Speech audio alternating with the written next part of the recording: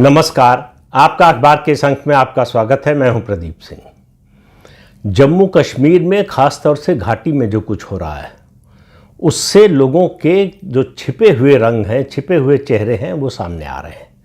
और आज जिस व्यक्ति के बारे में बात करने जा रहा हूं उसका नाम है उमर अब्दुल्ला। खानदानी है, इनके दादा मुख्यमंत्री थे और एक समय प्रधानमंत्री, यानी जब मुख्यमंत्री को प्रधानमंत्री कहा जाता था जम्मू कश्मीर के। उसके बाद इनके पिता फारूक अब्दुल्ला हुए और अब ये मुख्यमंत्री हैं। और मुख्यमंत्री के रूप में उन्होंने जो बातें कही हैं, पहले तो समझ लें कि ये मुद्दा इस समय तात्कालिक है क्या। Shri Mata Vaishno Devi institute of intellectual excellence, इसमें मेडिकल और दूसरे विषयों की पढ़ाई होती है। इसमें MBBS की 50 सीटें थीं। 50 में से 42 पर सिर्फ मुसलमान चुने गए। इसके बाद लोगों के कान खड़े हुए। विश्व हिंदू परिषद और बजरंग दल ने इस मुद्दे को उठाया और अल-फलाह यूनिवर्सिटी में जो कुछ हुआ फरीदाबाद में, उसके बाद ये मुद्दा और बड़ा बन गया कि क्या जम्मू कश्मीर में मेडिकल कॉलेज और जम्मू कश्मीर से बाहर भी इस तरह के जो संस्थान बने हैं मुसलमानों के, वो क्या डॉक्टर के रूप में आतंकवादी पैदा कर रहे हैं, आतंकवादी बना रहे हैं। डॉक्टर के वेश में उनके लिए काम करना आसान हो जाता है, जो अल-फलाह यूनिवर्सिटी के डॉक्टरों के साथ हुआ। और ये जो 42 लोग हैं, ये डॉक्टर बनकर आतंकवाद के रास्ते पर नहीं जाएंगे, इसकी गारंटी कौन ले सकता है? क्योंकि ये लगातार देखा, और ये धारणा बिल्कुल खत्म हो जानी चाहिए कि पढ़े लिखे लोग आतंकवाद के रास्ते पर नहीं जाते, अनपढ़ और जो है गरीब लोग हैं वही जाते हैं। दुनिया में जितने बड़े आतंकी हमले हुए हैं, सबके पीछे बहुत ज़्यादा पढ़े लिखे लोग रहे हैं। तो ये एक नैरेटिव चल रहा है कि ये वाइट कॉलर आतंकवाद है। ये वाइट कॉलर आतंकवाद हमेशा से था और यही आतंकवाद है जो पूरी दुनिया में फैला हुआ है। ये गरीब लोगों को, गरीब मुसलमानों को अपने हथियार के रूप में इस्तेमाल करते हैं और वो सहर्ष तैयार हो जाते हैं, और एक ही मुद्दे पर, मजहब के नाम पर। तो दूसरा मिथ ये टूटना चाहिए कि आतंकवाद का कोई मजहब नहीं होता। आतंकवाद का मजहब होता है। ये बार बार, हजार बार साबित हो रहा है। और अगर आप इससे आंख बंद किए रहना चाहते हैं तो ये आपकी खुशी। लेकिन जो कुछ हुआ है जम्मू में इस मेडिकल इंस्टीट्यूट में, उसके बाद हिंदुओं में जागरण शुरू हुआ है। ये दूसरा आंदोलन होने जा रहा है जम्मू में। हाल के वर्षों की बात करें, अगर पिछले 20-25 सालों की, 2008 आपको याद होगा, अमरनाथ श्राइन बोर्ड को ज़मीन दी गई सरकार की ओर से अमरनाथ यात्रा के जो यात्री हैं उनकी सुविधा का इंतज़ाम करने के लिए, उनकी सुविधा की व्यवस्था करने के लिए। उस समय गुलाम नबी आज़ाद कांग्रेस के मुख्यमंत्री थे। उन्होंने इस अलॉटमेंट को रद्द कर दिया।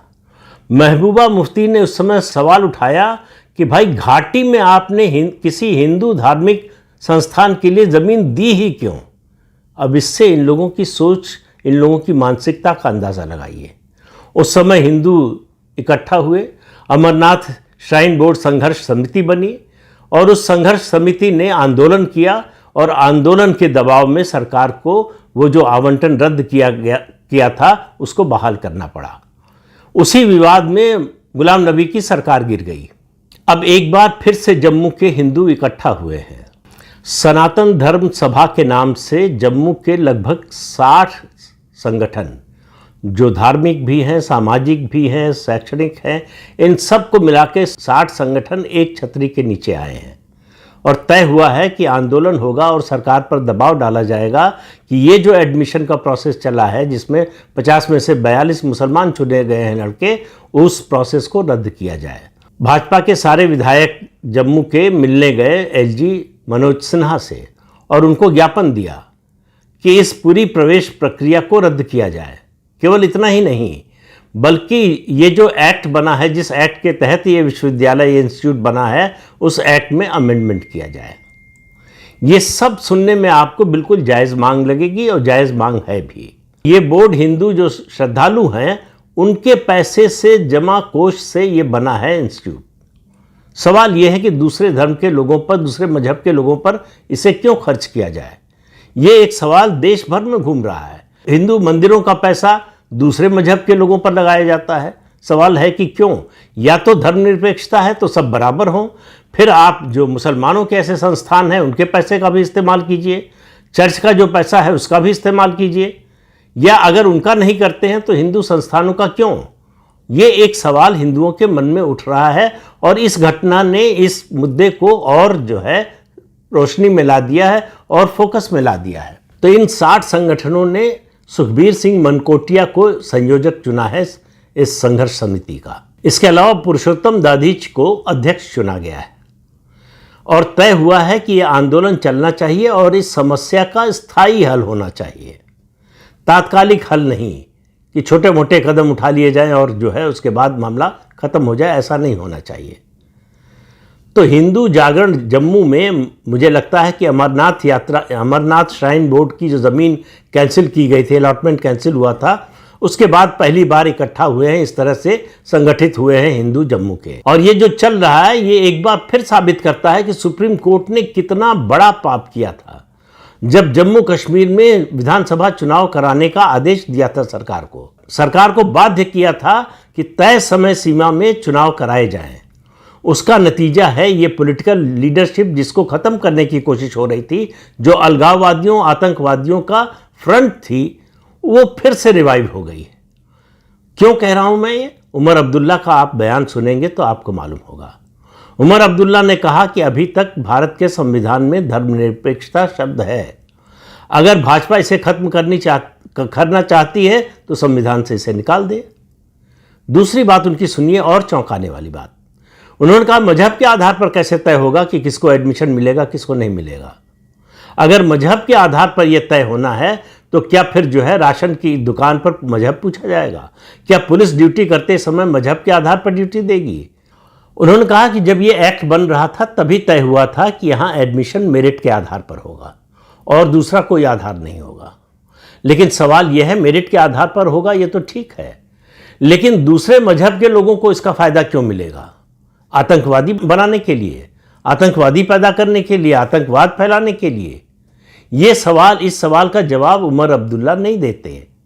उन्होंने अल-फलाह यूनिवर्सिटी के बारे में अभी तक कोई ऐसी बात नहीं कही कि ऐसे विश्वविद्यालय को या ऐसे मेडिकल कॉलेज को बंद कर देना चाहिए। अल-फलाह विश्वविद्यालय का जो मालिक है वो कई 100 करोड़ कई हजार करोड़ के घोटाले में लिप्त है, लेकिन उसके खिलाफ उमर अब्दुल्ला के मुंह से एक शब्द नहीं निकला। उमर अब्दुल्ला मतलब एक एक कदम करके हर बयान उनका आगे बढ़ता जा रहा है। इससे आप अंदाजा लगाइए उनकी मानसिकता क्या है। उन्होंने कहा अगर मजहब के आधार पर एडमिशन तय होगा तो फिर तो वेलफेयर स्कीम्स का डिस्ट्रीब्यूशन भी जो है उसका लाभ भी मजहब के आधार पर मिलना चाहिए। तो उमर अब्दुल्ला को ये समझ में नहीं आ रहा है कि जम्मू कश्मीर कोई देश नहीं है, राज्य है भारत का, और अगर मजहब के आधार पर कश्मीर में तय होगा वेलफेयर स्कीम का फायदा किसको मिलेगा तो पूरे देश के स्तर पर क्यों नहीं? अगर उनको यह स्वीकार हो तो मान लेना चाहिए। फिर देश भर में जहां जहां बहुसंख्या है हिंदुओं की, वहां वेलफेयर स्कीम्स का लाभ अधिकतम उनको मिलना चाहिए आबादी के अनुपात में। ये किस दिशा में ले जाना चाहते हैं? ये भारत को एक और विभाजन की दिशा में ले जाना चाहते हैं। उनका सीधा मकसद, वो धीरे धीरे बढ़ रहे हैं, आतंकवादी तेजी से बढ़ रहे हैं। फर्क इतना है, वो दीमक की तरह अंदर अंदर खा रहे हैं, आतंकवादी जो है ऊपर से हमला कर रहे हैं। उद्देश्य दोनों का एक है, लक्ष्य दोनों का एक है, वरना उमर अब्दुल्ला ये बोलने की हिम्मत भी नहीं जुटा पाते कि आप धर्मनिरपेक्षता शब्द को हटा दीजिए संविधान से, फिर उसके बाद आपको जो करना है कीजिए और हम तय करेंगे कि हमको क्या करना है। क्या करेंगे आप तो 370 के मुद्दे पर भी बोल रहे थे। आपके पिताजी कह रहे थे कि तिरंगा उठाने वाला कोई नहीं होगा, खून की नदियां बह जाएंगी। तो आपकी कितनी हैसियत और कितनी औकात है ये पूरा देश देख चुका है। आप भारत के पैसे पर, और इस मामले में तो हिंदुओं के पैसे पर फल फूल रहे हैं। आपको जो सत्ता मिली हुई है वो भारत की कृपा है। कायदे से तो जम्मू कश्मीर में 370 और 35 से खत्म होने के बाद चुनाव विधानसभा के होने ही नहीं चाहिए थे, लेकिन सुप्रीम कोर्ट की जिद के कारण चुनाव हुए और उसका नुकसान पूरा देश भुगत रहा है। तो उमर अब्दुल्ला का लक्ष्य बिल्कुल साफ है। पाकिस्तान जो चाहता है, जिहादी जो चाहते हैं, आतंकवादी जो चाहते हैं, ये अल-फलाह यूनिवर्सिटी जैसे जो जिहादी हैं वो जो चाहते हैं और उमर अब्दुल्ला, इनमें कोई फ़र्क नहीं है। फ़र्क है तो भाषा का सिर्फ थोड़ा बहुत, और उसके अलावा जो आवरण है, उनको जो सत्ता मिली हुई है, पैतृक सत्ता, खानदानी सत्ता, और वो उस पर अपना खानदानी अधिकार समझते हैं। उनको लगता है उनको सत्ता से हटाने का मतलब है जनतंत्र पर हमला। वो अपने को ही डेमोक्रेसी मानते हैं।